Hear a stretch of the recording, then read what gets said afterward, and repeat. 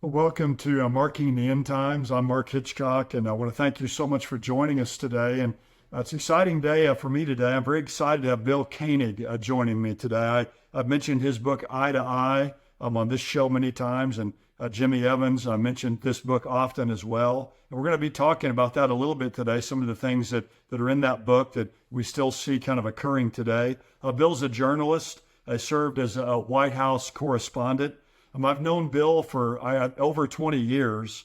We met at the Pre-Trib Research Center annual meeting that we have in Dallas. Bill's spoken there. I think he told me 19 years now in a row he's spoken at that conference. And we met there years ago. I've had the privilege to speak with him numerous times at various prophecy conferences. And he's become a friend to me over the years. We've done some traveling together at these various conferences, and just appreciate his ministry greatly and just his depth of knowledge of what's happening in the land of Israel and how it relates to the Bible. He has a news service called Koenig World Watch Daily. His website has constantly updated stories from a large variety of news sources. It can be found at watch.org. I read it daily for news from a biblical end time perspective. And Bill is coming to us live today from just outside the old city of Jerusalem near the Jaffa Gate. So, Bill, it's an honor to have you joining me today. Thank you, Mark. Always a pleasure to be with you. Yes, thank you, man. So, I know you've been at a big event over in the Netherlands. I want to talk about that in a few minutes, an event over at the Hague. But before we get to that, I just thought I'd just ask you, you've been in Israel now for a few days, or there in Jerusalem, meeting with different people. Just kind of give me some thoughts about just kind of the general feeling in Israel right now, and kind of what your sense is of what's happening there. Well, first of all, it's intense for the Israelis, but they're going about life as best they can, as usual. Obviously there's a lot of press and all the major Israeli news organizations about the rockets and the drones and things that Hezbollah is sending in, and also Israel's response. I think the biggest concern at this point is the fact it's produced a lot of fires. It's been it's damaged some buildings, but there hasn't been any significant damage at this point. And Israel responds very, very strongly and actively. And I might add, Mark, what's happened is Israel's been surgically taking out high-level Hezbollah leaders up, and I think even to the number 2 guy right behind Nasrallah in the last week. It's surgical. They've just took out a top Iranian official that was in Lebanon the other day at the Lebanon Syrian border, and they just keep really, really hitting Nasrallah hard when it comes to the people. So it gives you an idea of the kind of intelligence that Israel has on the ground inside of Lebanon and Syria. Mark, as you know, that the big concern is Hezbollah has 150,000 rockets and 1,500 advanced missiles from Iran, and possibly as many as 15,000.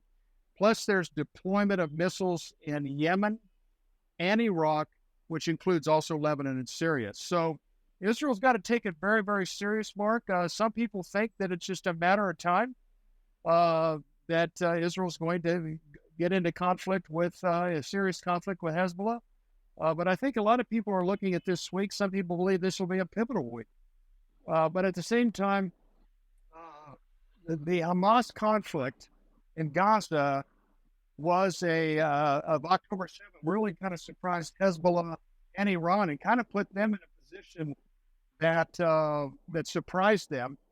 They were not ready. Hezbollah was not ready. Iran was not ready.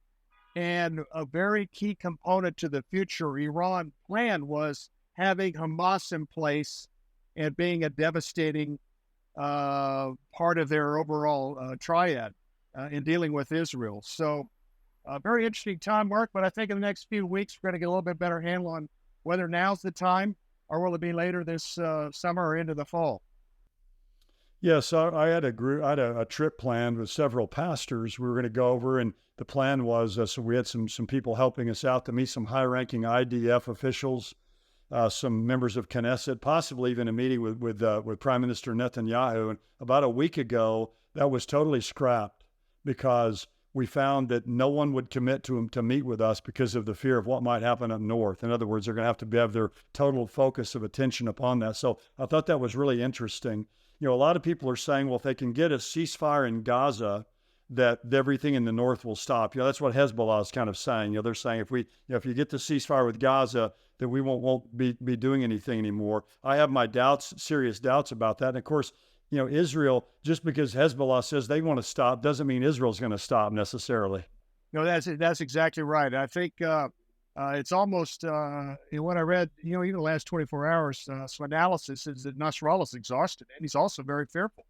I mean, he's seen top-level people around him taken out, whether they're in cars or in buildings. I mean, look what happened in Iran next to the Iranian embassy. In that consulate, took out 4 or 5 of the top Iranian military officials in that building. Israel's doing an incredible surgical takeout of high-level Hezbollah people and even Iranian leaders. And this is, I think Hezbollah at this point, Mark, is hopeful there will be a ceasefire deal, and they don't have to go to war yet. Yes, yeah, I think that's probably true. Yeah, amen. Well, let me just kind of shift gears a little bit. There's a really important event that you just came from when you were out before you came to Israel, called the trial in the Hague there in Netherlands. So tell us a little bit about that. What happened at that? I'd actually not even heard of this, so I'm sure many of those who are watching hadn't either. So tell us kind of about what that was about, what happened there, and kind of what your part in it was. Well, thank you, Mark. We'll be sharing more about it here in the next few weeks. I did mention it to Jimmy Evans.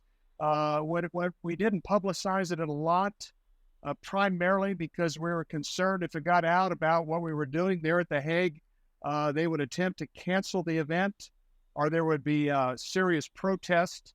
But we had it at the World Forum. I mean, this is a major place in The Hague. The Hague is, in their Peace Palace, is the home to the International Court of Justice and the International Criminal Court. So it's the Hague, which are both backed by the United Nations.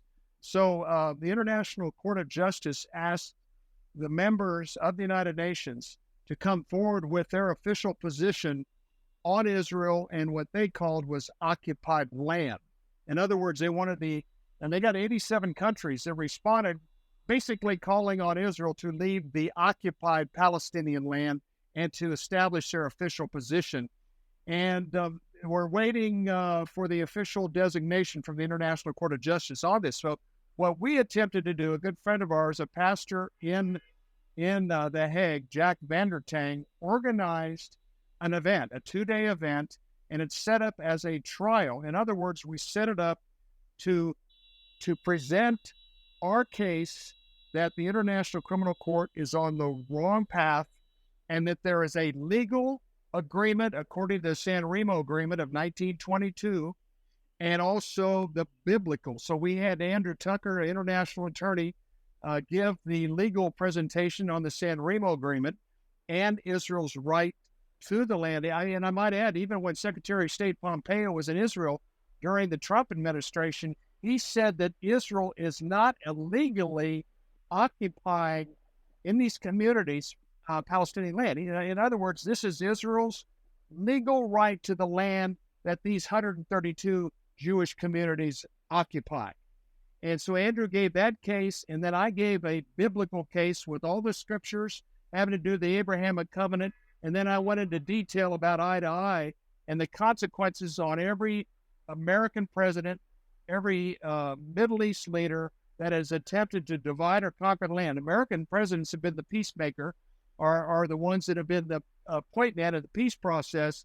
And then I talked about all the former Middle East leaders that attempted to come against Israel, Saddam Hussein, Gaddafi, Hafez Assad, Anwar Sadat, and even King Hussein of Jordan, how they had untimely and tragic deaths. But the main point, Mark, for what I presented was the biblical right that Israel has to Judea and Samaria, according to Genesis 15:18, from the Euphrates River through 5 Arab countries to the Great River in Egypt.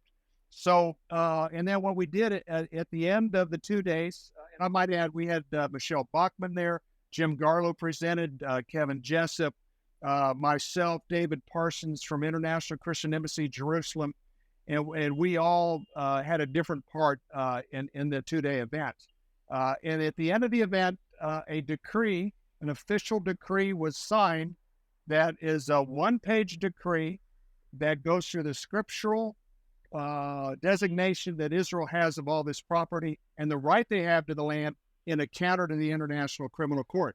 And right after the decree was signed, we went to the Peace Palace, and Pastor Jack Vanderhang went up to the Secretary General of the International Court of Justice office to deliver the decree, and he's hoping to meet with him this week on our official position. And well, that's incredible. I had no idea that was going on. I understand probably why you had to kind of keep that on the low down a little bit. It's not something you want to publicize, but now that it's happened, you can publicize it, obviously, and let people know about it. And I'm hoping this gets a broad hearing. It'd be awesome if you could get this on some of the major news networks, that covered the trial that was there against Israel, that, is really, not really gotten a lot of traction. I mean, it's one of those things that was kind of more show than substance, I think. But what you all have done is actually gone into the legal background of this, the biblical background, and really shown Israel's right to the land. So thank you so much for doing that. That's awesome. Thank you, Mark. And I tell you, it was supernatural. I mean, the intercessory prayer on this, the fact that we ended up finding out that the director or administrator for the World Forum is a Christian. So that was a total blessing. The mayor of The Hague was aware of it.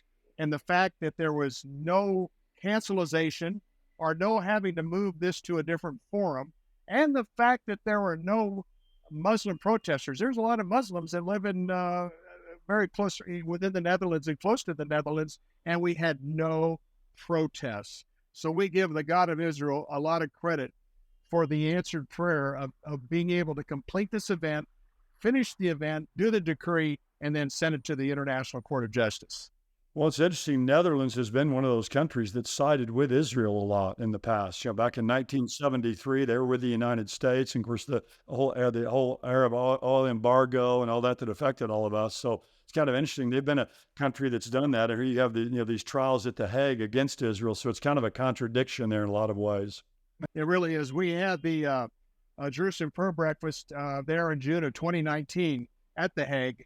And within 24 hours of us doing that event, the Netherlands government agreed to a $55 million in reparation to Holocaust survivors' families. So they've been very favorable. And also Geert Wilders, who is a major leader within the Netherlands, said that Israel is important to the future, and how Israel handles its enemies is important to the future of Europe, because of his concern about radical Islam spreading throughout Europe. To watch the rest of this interview with Bill Koenig, where we're going to talk about what's happening in Israel today and how it affects the United States, and what's happening here with some of our policy, with some of our leaders. It's things related really to Bill's book that he wrote years ago called Eye to Eye. And also going to talk with Bill about just the ongoing conflict in Gaza, how that's playing out, how that's going to kind of wind down. You can go to endtimes.com and become a subscriber to have access to the rest of this interview and all kinds of great information. I know that'll bless your life spiritually. You can go there and sign up at endtimes.com for just $7 a month. I think it's an investment that you'll be glad you made.